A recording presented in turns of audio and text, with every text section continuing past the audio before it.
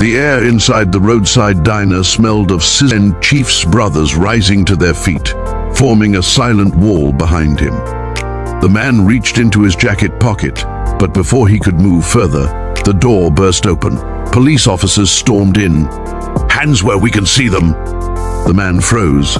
The girl bolted behind Chief, burying her face in his leg. The officers cuffed the man, reading him his rights. The other diners started whispering. Someone gasped. The waitress covered her mouth, tears forming in her eyes. Chief knelt down to the little girl's level. "You're safe now, sweetheart," he said softly. She didn't speak, but she clung to him tighter. When the officers took her to the car, she looked back at him through the window and mouthed, "Thank you." For the bikers, the day should have ended there. But none of them could shake the image of that terrified little face. Chief spent the rest of the night sitting at the bar, staring into nothing, thinking of how close that child had come to vanishing forever. A few days later, the police reached out. The man had been wanted for months, kidnapping, trafficking, and other crimes too dark to name. The girl's mother had been searching for her for 3 days straight. When she was finally reunited with her daughter, the officers told her what had happened. She asked to meet the men who saved her little girl.